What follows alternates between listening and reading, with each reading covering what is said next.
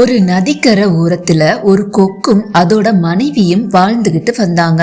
அவங்க ஒவ்வொரு முறையும் முட்டை போட்டு குட்டி கொக்கு வரும்னு காத்துக்கிட்டு இருந்தப்பெல்லாம் ஒரு கருப்பு பாம்பு அந்த முட்டைய தின்னுடும். இத பார்த்த அந்த கொக்குகளுக்கு ரொம்ப வருத்தமா இருந்துச்சு. அப்பதான் ஒரு நண்டு நான் உங்களுக்கு உதவுறேன்னு சொல்லுச்சு. அந்த கொக்குங்க கிட்ட ஒரு யோசனை சொல்லுச்சு.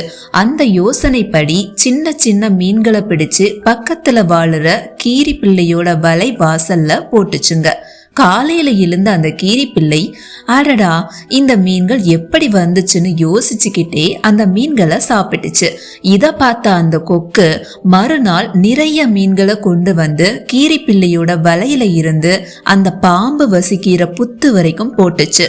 இத பார்த்த கீரி பிள்ளை அந்த மீன்களை சாப்பிட்டுக்கிட்டே மெல்ல அந்த பாம்பு இருக்கிற புத்துக்கு வந்துச்சு. இந்த புத்துல இருந்துதான் மீன் வருதா அப்படின்னு பார்த்துச்சு அந்த கீரி பிள்ளை. அப்பதான் தூக்கத்துல இருந்து எந்திரிச்ச பாம்பு வெளியில வந்துச்சு. அந்த கீரிய பார்த்ததும் அது கூட சண்டை போட்டுச்சு. அந்த பாம்பும் கீரியும் சண்டை போடுறத அந்த கொக்கும் நண்டும் பார்த்துக்கிட்டு இருந்துச்சுங்க. அப்பதான் அந்த கீரி அந்த பாம்பை கொன்னு போட்டுச்சு. அப்பாடா பாம்பு செத்துடுச்சு, இனிமே நம்மளுக்கு எந்த ஆபத்தும் இல்லைன்னு அந்த கொக்கு ரெண்டும் ரொம்ப சந்தோஷப்பட்டுச்சுங்க.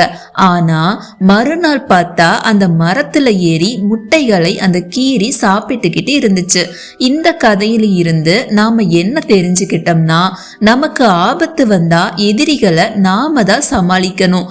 அப்படி இல்லாம இன்னொருத்தரை சார்ந்து இருந்தோம்னா நமக்கு தான் ஆபத்து.